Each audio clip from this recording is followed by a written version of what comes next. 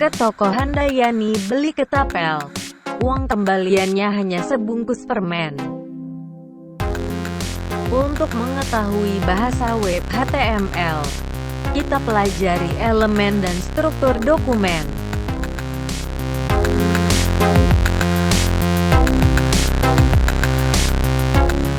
Ayo Mas Ari, permennya disetip aja. Halo Sobat TK semuanya, Assalamualaikum warahmatullahi wabarakatuh. Salam sejahtera untuk semuanya.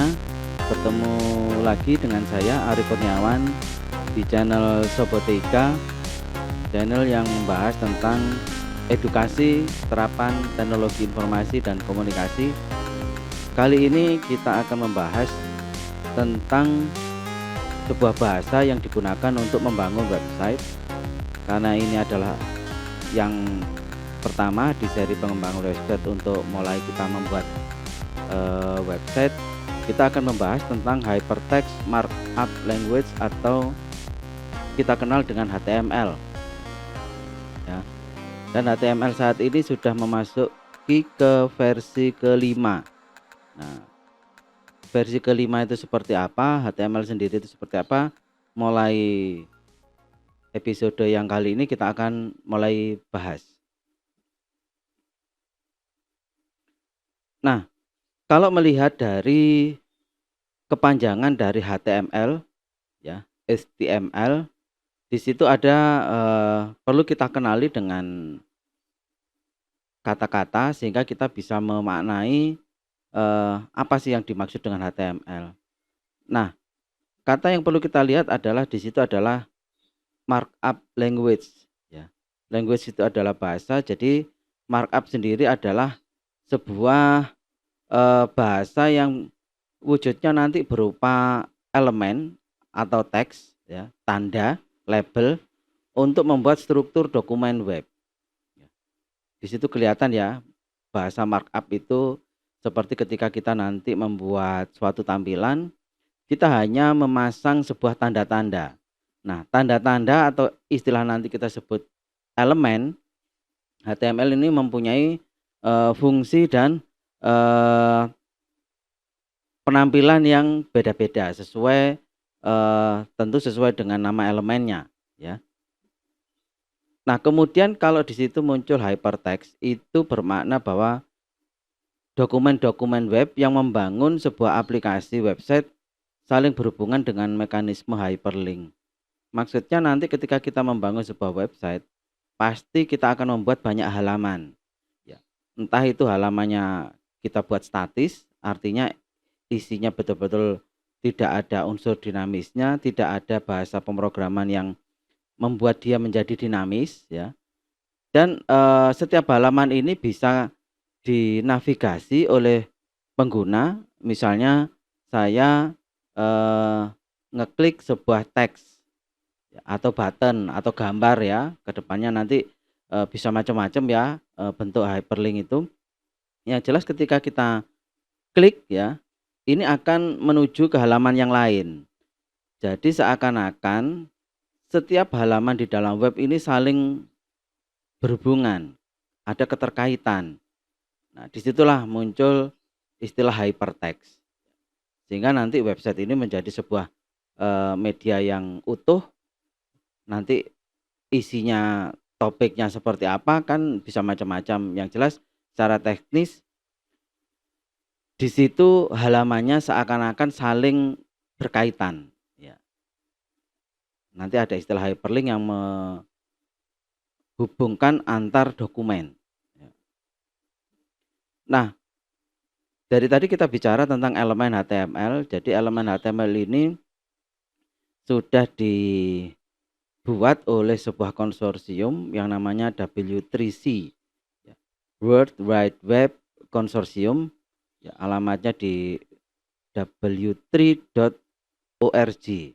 Nah, di situ perkembangan tentang HTML, termasuk HTML ini selalu berkembang terus ya. HTML yang versi 5 ini Ini versinya juga sudah ada yang baru, sehingga ini yang nanti membuat browser itu mempunyai knowledge atau library yang di dalam browser itu terjemahkan HTML5 itu bisa beda-beda. Inilah yang istilah yang kita sering sebut bahwa setiap browser, ya, web browser yang digunakan oleh pengguna itu mempunyai kompatibilitas yang beda-beda.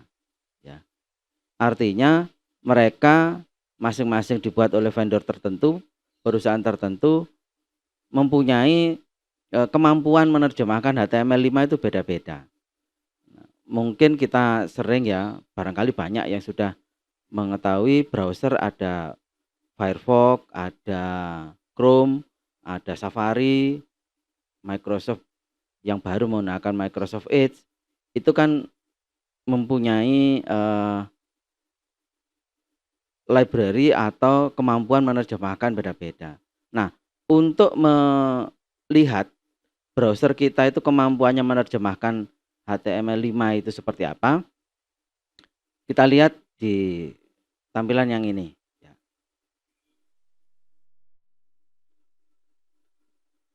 Nah, Sobat TIK, sekarang coba lihat di tampilan ini. Kita sudah membuka dua browser.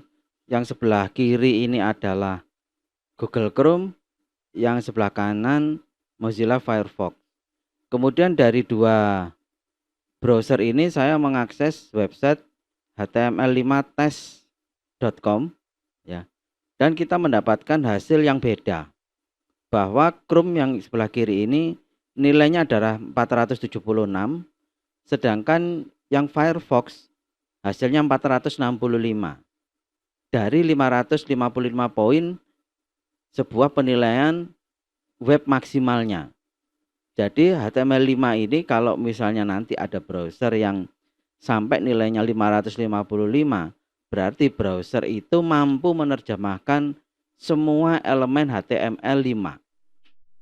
Nah, untuk melihat apa yang menjadi perbedaan poin ini bisa dilihat di bagian bawah, ya. Misalnya di sini ya.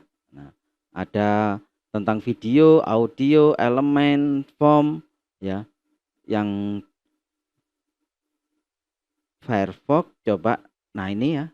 Contoh saja, ya. Sekarang kita lihat saja yang bagian form, ya. Chrome nilainya 64 dari 65. Sedangkan yang form 52 dari 65. Nah, kalau kita lihat di sini kira-kira apa yang menjadi perbedaan? Kita lihat di sini. Ternyata Firefox di sini ada yang no.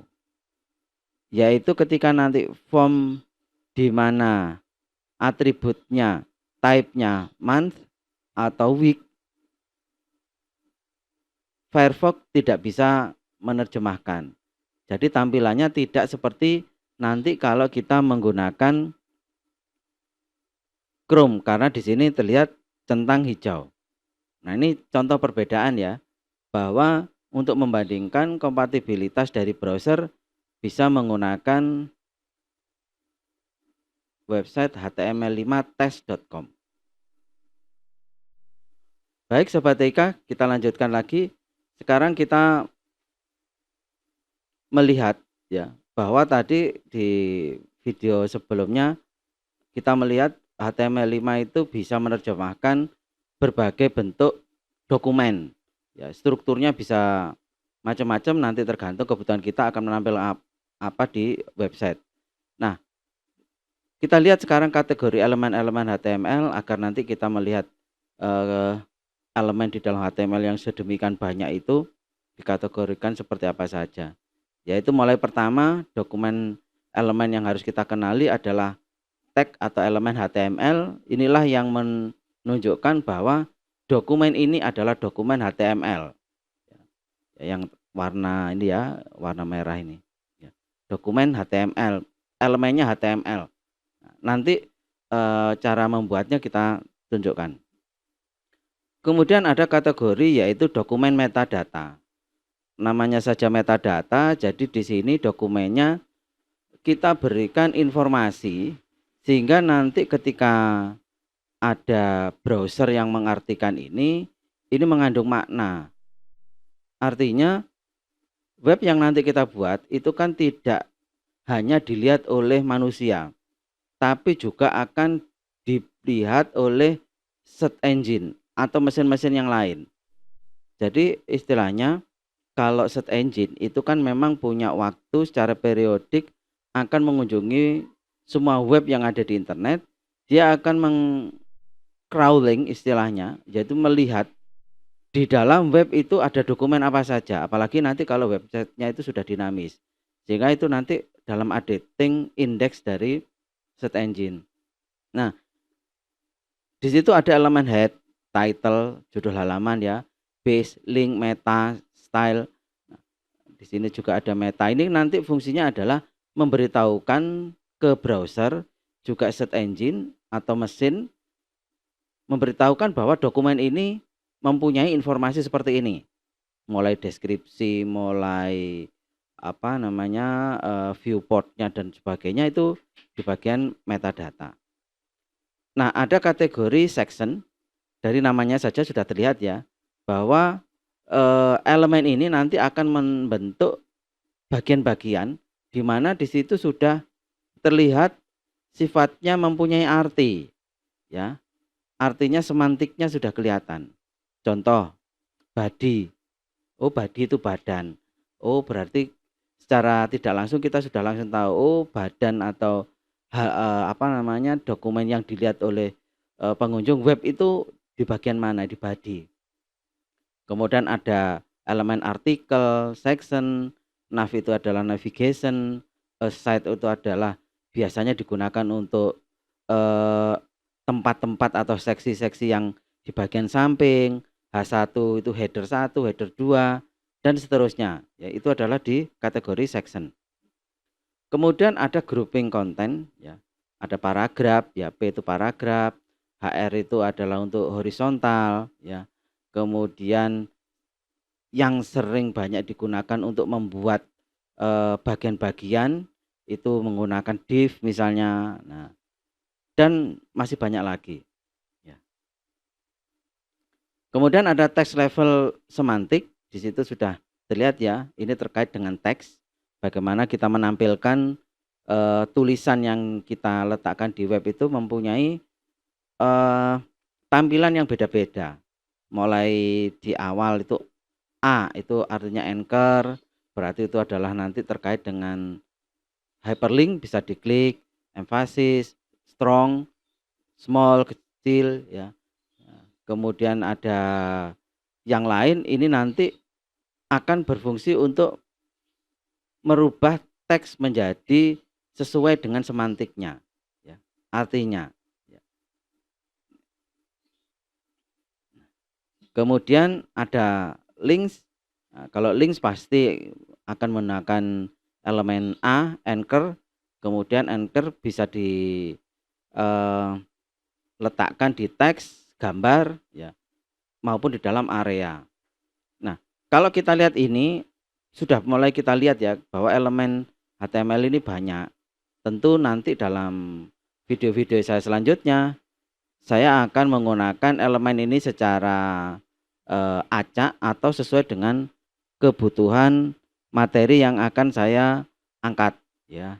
Jadi tidak saya bahas satu-satu ya, karena di video ini saya akan banyak mengetengahkan tentang yang sifatnya terapan. Jadi elemen-elemen ini yang akan kita gunakan untuk membuat proyek-proyek berikutnya. Nah, berikutnya ada kategori edit, yaitu insert dan delete. Kemudian ada embedded content ya. Di situ kalau kita ingin menampilkan video, audio. Nah, ini sekarang sudah sangat mudah. Itu karena kemampuan HTML5. Ya, kalau versi 4 pasti belum ada ya. Jadi kalau HTML4 untuk menjalankan video, audio perlu tambahan sebuah script atau player. Berikutnya adalah tabular data. Dari kategorinya terlihat ya bahwa memang nanti untuk menampilkan data ya berbentuk kolom dan baris. Ini mempunyai elemen tersendiri yaitu tabel. Ya. Kemudian form ini digunakan untuk elemen memasukkan nilai input ya. Ada form, ada label, kemudian ada select dan seterusnya ya. Ini nanti kalau kita gunakan untuk bagaimana kita membuat user interface untuk memasukkan nilai di dalam bahasa pemrograman nanti bisa sangat terlihat. Kemudian interactive elements, ada detail, summary, dialog ya. Kemudian scripting ya, menggunakan misalnya ini ya, elemen script ya, elemen canvas. Nah, ini termasuk tambahan dari HTML5 ya. Ada canvas untuk menggambar sebuah grafik, kemudian bentuk-bentuk gambar-gambar yang lain bisa mempelajari canvas. Nah, kemudian ada custom element. Nah, custom element ini memang nanti ketika kita melihat dokumen web, ada elemen-elemen yang digunakan secara khusus dan orang bisa membuat sendiri. Nah, itu namanya custom element. Ya. Nah, ini adalah kategori tentang elemen. Nah, tentang elemen tersebut akan digunakan seperti apa? Nah, sekarang perhatikan ada sebuah ilustrasi. Di sini ada sebuah pekerjaan yang dikerjakan oleh beberapa orang, yaitu membangun website. Websitenya digambarkan ini ya, di layar ini. Jadi ada beberapa orang yang mempunyai tugas sendiri-sendiri. Nah, orang ini mempunyai tugas yaitu memasang atau menggunakan elemen-elemen HTML yang kita bahas tadi. Ya, orang membuat web pasti punya perancangan tampilannya. Mau dibuat seperti apa? Mulai layout, tata letak, ya, sampai nanti pewarnaan dan seterusnya. Jadi elemen-elemen tadi yang kita bahas akan dipasang di situ. Sesuai dengan fungsi dari elemen masing-masing. Ya. Nah, untuk memasang elemen ini perlu yang namanya tool atau alat untuk membangun dokumen HTML. Nah, ini yang biasanya menggunakan text editor. Nah, untuk membangun web biar lebih mudah, pilih text editor yang memang dikhususkan untuk membuat website. Meskipun kita menggunakan editor yang biasa pun untuk membuat teks biasa, itu pun juga bisa, tapi akan menyulitkan. Nah, agar mudah kita harus menggunakan text editor yang digunakan untuk membangun HTML. Nah, kemudian elemen-elemen yang kita bahas tadi, biasanya nanti ada beberapa elemen yang tidak berdiri sendiri. Artinya elemen-elemen itu harus digabungkan atau disatukan dengan elemen-elemen yang lain sehingga membentuk struktur dokumen yang beda-beda.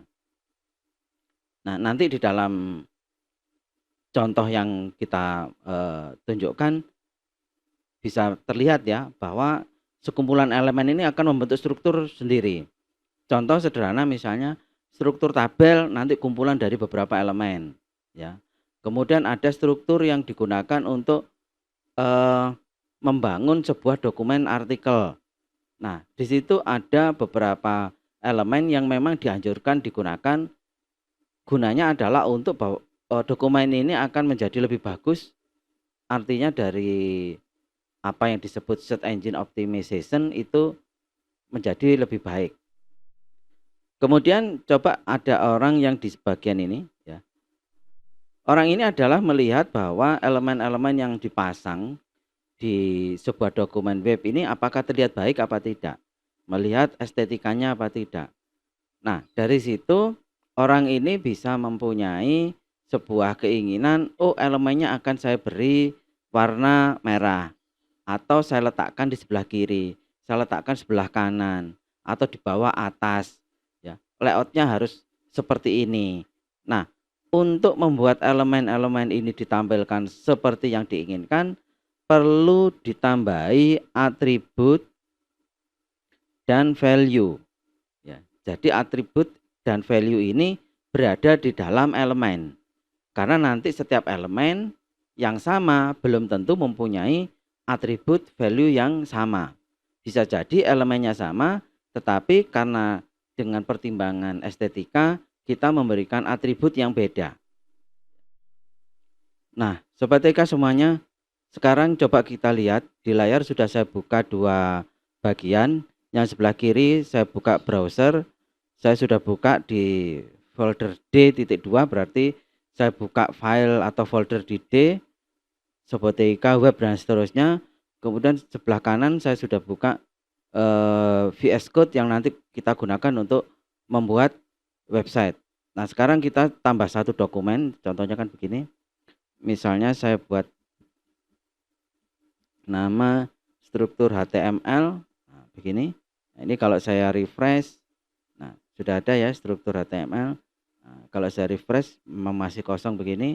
Nah, tadi sudah kita bahas ya bahwa ada elemen untuk membangun struktur dokumen HTML. Jadi HTML, nah di sini saya bisa pilih langsung. Nah, oleh extension kita sudah diberikan sebuah struktur yang lengkap dari HTML5. Jadi bisa kita lihat di sini ya. HTML tutupnya di bawah ya, /HTML. Kemudian ada metadata elemen yaitu head, meta, title yang ada di sini ya. Kemudian di bawah itu ada body /body ya. Elemen ini nanti digunakan untuk memasukkan elemen-elemen di antara body dan /body ya, biar tampil di browser. Kemudian ditutup dengan /HTML sebagai penutup dokumen. Yang di halaman ini terlihat di awal ada doctype HTML. Ini yang menandakan bahwa dokumen ini adalah menggunakan HTML5. Nah, di sini ada beberapa meta yang sudah langsung ditampilkan. Nah, sementara agar lebih singkat saya hapus. Nah, misalnya title di sini saya ganti struktur web begini. Ya, saya simpan ya, Ctrl S. Dokumen saya lihat. Nah, di sini muncul titlenya struktur web. Badinya masih kosong di sini ya. Misalnya saya tulis di sini contoh ya, saya menggunakan H3. Nah, begini ya.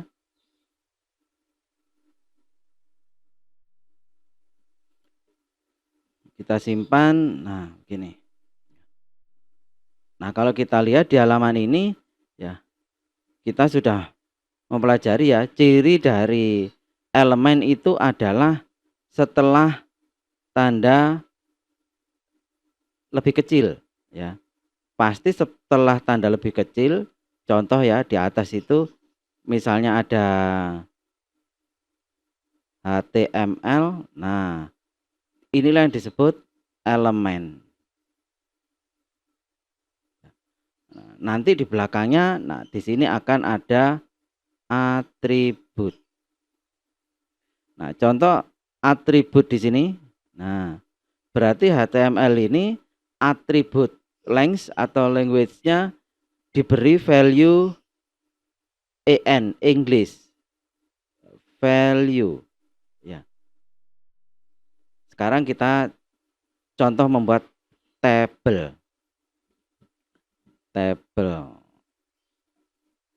Nah, ya.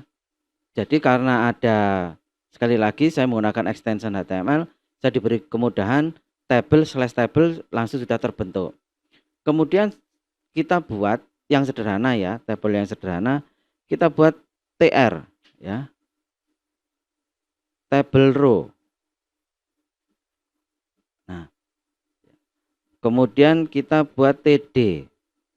Table data, misalnya kita beri seperti ini nomor ya.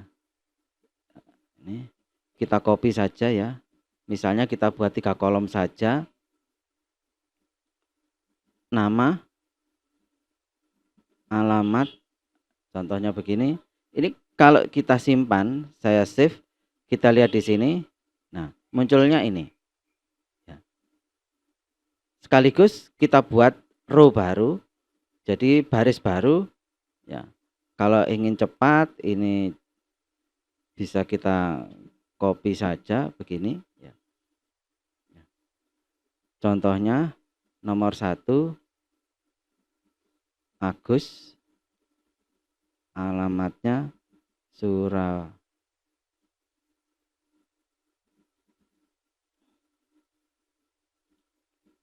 Dua Budi, Malang ya. Misalnya ini kita simpan. Nah, strukturnya jadi begini ya. Mungkin langsung ada yang tanya begini loh, ini tabel kok nggak ada kotak-kotaknya? Tabel kan biasanya ada kotak-kotak. Nah, ketika kita menginginkan di situ terlihat kotaknya, kita perlu menambahkan atribut. Nah, kalau seperti ini ya, tabel mulai baris 10 sampai 26 yang saya blok ya. Di situ kita menggunakan elemen semua.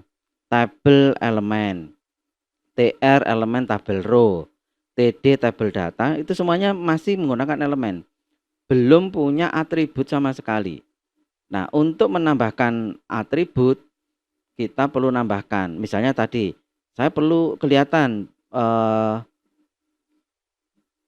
garisnya, ditambahi border gini 1 misalnya. Kita simpan, kita refresh. Nah, kelihatan bordernya begini ya. Saya ingin tabelnya bisa lebih leluasa karena ini kan terlalu sempit. Makanya perlu kita tambahi di sini width ya. Misalnya width-nya kita buat 300. Kita simpan, save, kita refresh seperti ini ya. Nah, di sini kan width-nya tidak rata ya. Misalnya saya menginginkan kolom nomornya width-nya lebih sempit. Nah, berarti di bagian kolom yang perlu kita ubah. Nah, width sama dengan seperti ini ya. Misalnya 20. Kita simpan ya, lebih kecil. Nah, sampai sini sudah jelas ya perbedaan properti, value, dan elemen.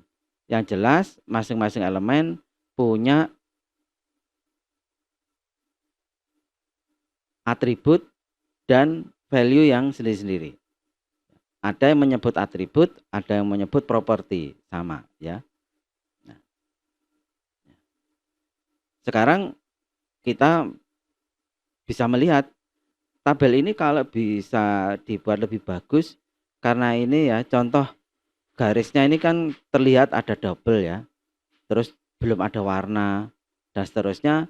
Bagaimana cara merubahnya? Nah, kita tambah 500 misalnya, ini 40 ini ya. Nah, sekarang di tabel ini akan kita berikan atribut-atribut yang memang sudah ada di HTML5 untuk atribut tabel, karena atribut tabel ini yang relatif lumayan banyak, jadi kenapa ini saya pakai untuk contoh ya. Mulai border 1. Nah, kalau ingin garisnya ini itu lebih ramping, lebih kecil ya, kita perlu memanfaatkan background, warna background. Contohnya begini. Ini border kita buat 0 ya. Kemudian background color ya, kita beri warna putih ya. Misalnya begini. Kita beri warna black ya. Kita simpan ya. Kita warna hitam ya.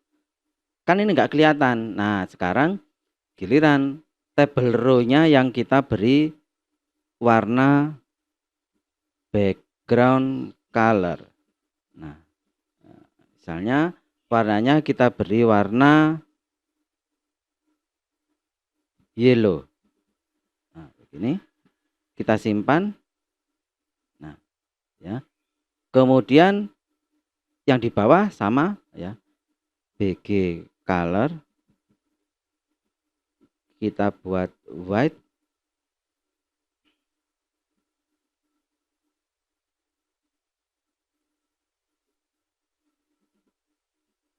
Kita simpan. Nah,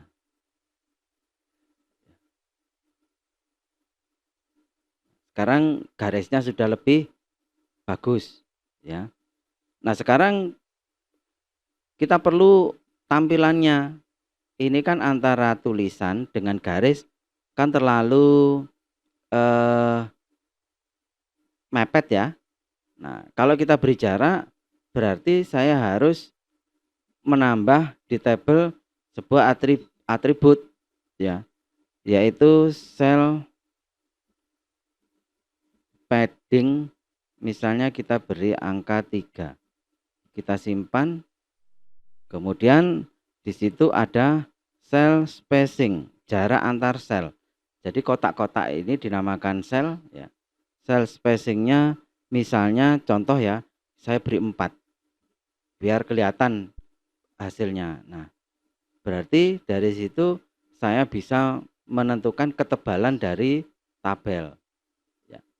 Kalau ingin lebih ramping, nah diberi 1. Nah, lebih kecil lagi. Nah, jadinya seperti ini ya.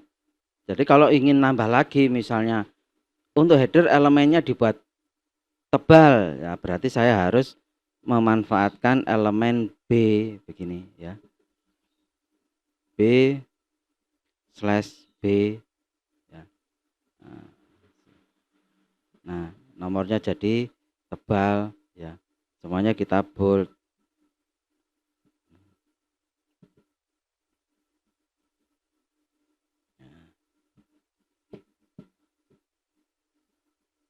Bold untuk membedakan mana header, mana isi dari sebuah tabel. Nah, misalnya kita simpan seperti ini ya. Termasuk di body ya. Misalnya saya ingin warnanya menjadi beda, misalnya BG color. Nah, ini ya. Nah, kita beri misalnya green ya. Kita simpan. Nah, sekali lagi ini hanya untuk menunjukkan perbedaan mana elemen, mana atribut, mana value ya. Nah, tentu HTML ini ketika nanti kita membuat website yang lebih kompleks ya, apalagi kita memperhatikan sebuah tren, sebuah keinginan orang membuat web bisa lebih bagus, tentu dia nggak bisa berdiri sendiri. Makanya nanti kita perlu yang namanya misalnya tambahi style. Nah, contoh saja sederhana, kalau misalnya saya ingin fontnya itu berbeda. Nah, contoh ini ya, H3 dan seterusnya, ini fontnya adalah font atau style dari browser ya.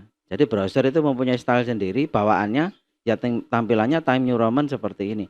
Kalau kita ingin merubah jenis huruf, sebenarnya ada elemen font. Nah, begini ya. Font face sama dengan begini. Contoh ini Arial. Ini, ya. Ya. Tulisan belajar elemen HTML saya akan rubah jadi Arial begini. Saya simpan. Nah, perhatikan di situ fontnya ini sudah beda dengan yang di bawah. Tetapi font ini saya terapkan per teks.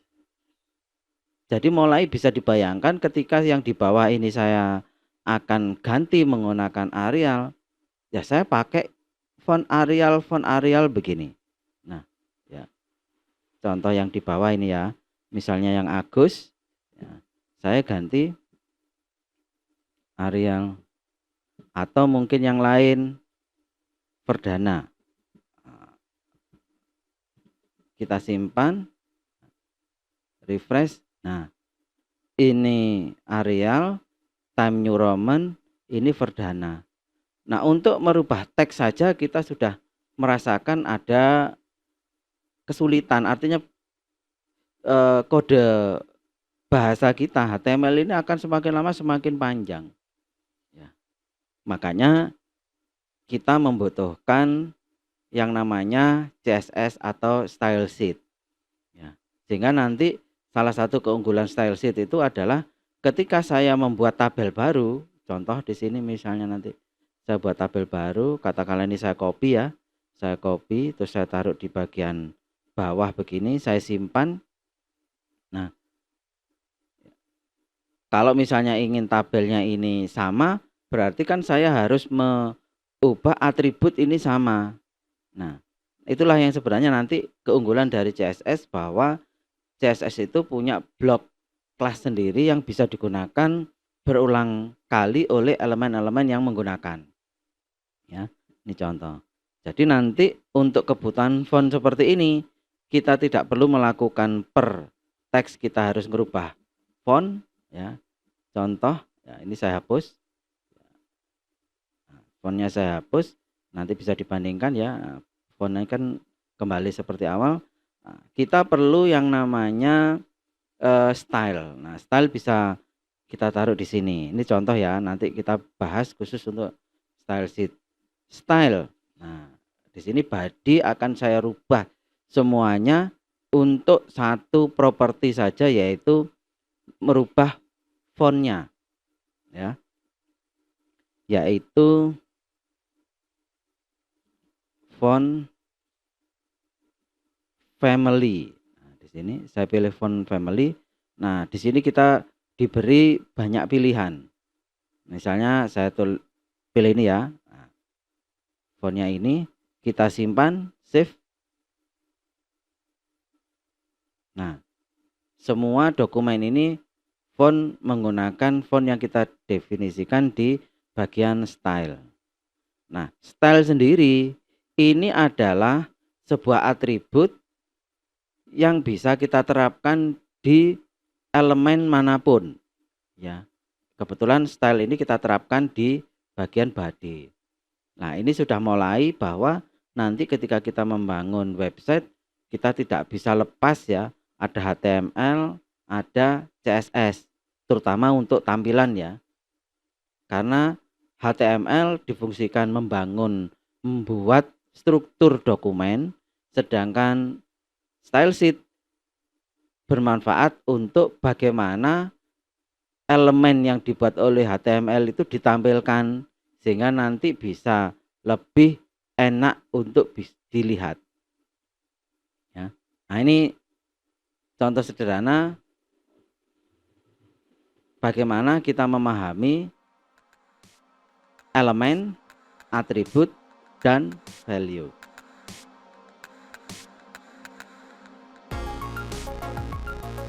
Mudah-mudahan bermanfaat. Skrip ini akan kita kembangkan terus di video-video berikutnya. Tetap semangat dan selalu belajar bersama kami di channel Sebutika, channel edukasi terapan teknologi informasi dan komunikasi. Terima kasih. Wassalamualaikum warahmatullahi wabarakatuh.